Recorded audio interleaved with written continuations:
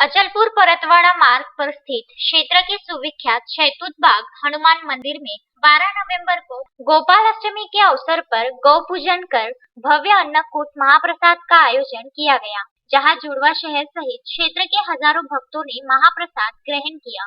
गोपालाष्टमी के अवसर पर संपूर्ण मंदिर परिसर को विशेष रूप से सजाया गया। तत्पश्चात गौ पूजन के बाद हनुमान जी की विधिवत पूजा अर्चना, आरती के बाद महाप्रसाद की शुरुआत की गई। मंदिर के मुख्य सभागृह में दोपहर 12 से 3 बजे तक महाप्रसाद का आयोजन संपन्न हुआ।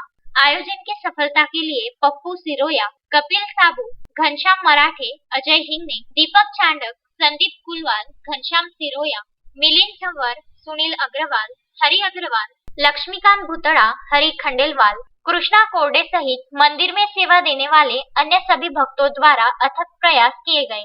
जयकुमार घिया के साथ पंकज साबू, विदर्भ न्यूज, परतवाड़ा।